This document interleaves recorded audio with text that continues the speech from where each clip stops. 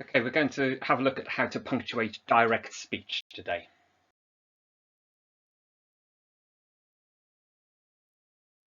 First of all, the most obvious thing is whether you call them speech marks or inverted commas. When someone starts speaking, then you open the speech marks. When they stop speaking, then you close the speech marks. You can have doubles or singles. I really don't mind, but just decide what you're going to do and stick to it. If someone is quoting someone else speaking, then you alternate the speech marks. So if you look at the example that I put at the bottom there, you've got Oliver said, Molly said she wanted to go to the beach by the rock pools.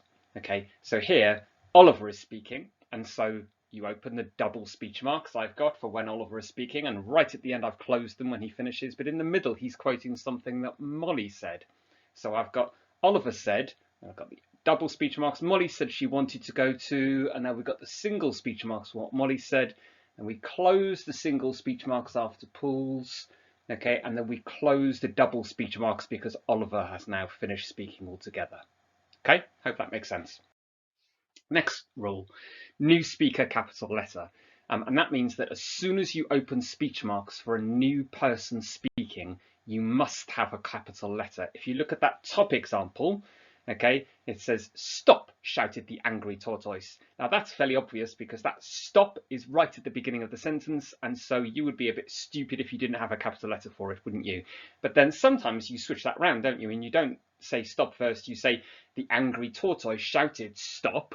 Okay, and that's where you could end up making a mistake if you're not careful, because that stop now seems to be like in the middle of a sentence, doesn't it?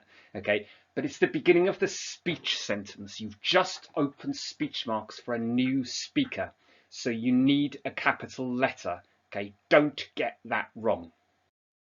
Next one, you always need a punctuation mark before closing speech marks. Now the clue is here, always and before, so not underneath, not afterwards, but before. Okay, so look at the examples that I've given you there. "Don't steal my toothbrush," said the angry gnome. Okay, here he's shouting because he's so angry, so we've got an exclamation mark before we close the speech marks. The confused gnome stammered, but, that's my toothbrush. Full stop, close speech marks. Hold on a minute, comma, close speech marks, intervened the gnome whose job it was to mediate in toothbrush-related gnome disputes.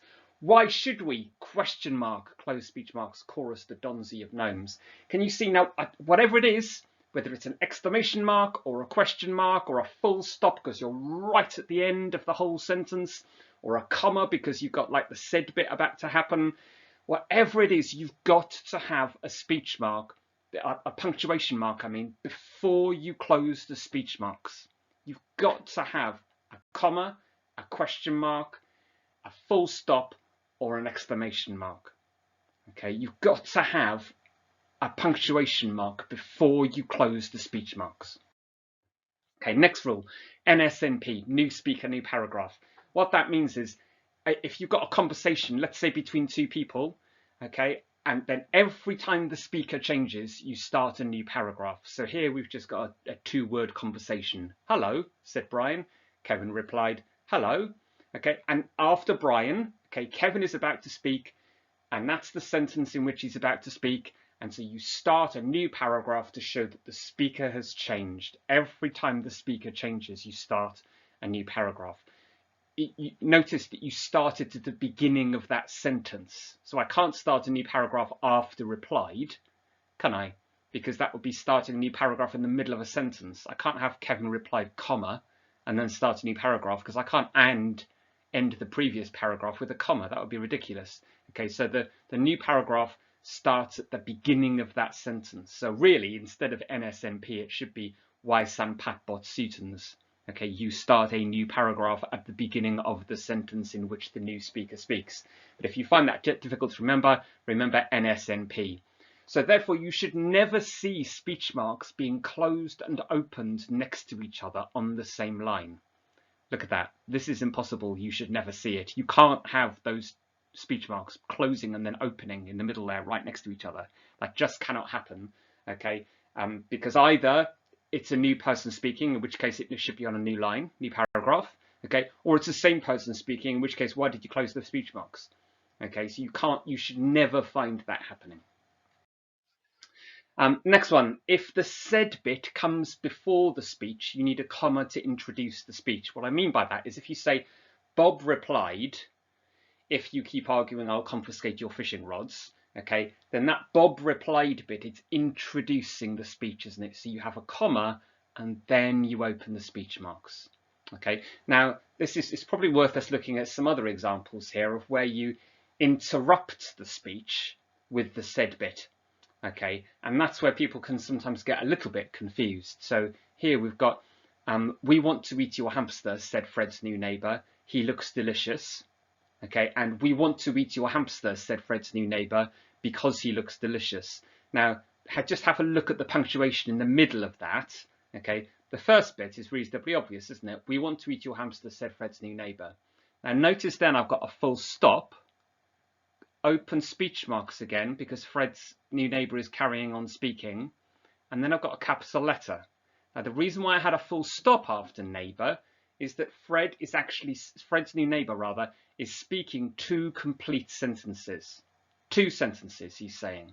Okay, so we punctuate the first one and then put a full stop, and then we start the second one. So we have, we want to eat your hamster, said Fred's new neighbour, full stop, and then same line, open speech marks again because he started speaking, capital letter, not because it's a new speaker, but because it's a new sentence. Okay, he looks delicious. So if it's two sentences, treat it as two sentences. And it is, isn't it? The first sentence is, we want to eat your hamster. And the second sentence is, he looks delicious. They're two sentences. So treat them as two sentences, and you have to have a full stop there. In the second example, however, Fred's new neighbour isn't speaking two sentences. He's now speaking one sentence.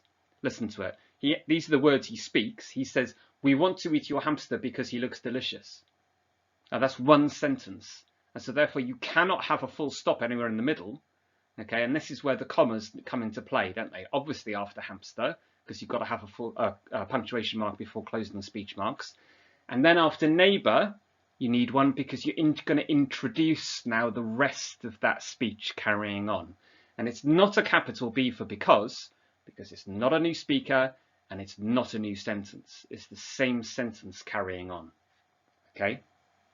And then the final thing to have a look at is, it's a bit unusual this, but when you're quoting speech that is so long, it needs to be split into paragraphs.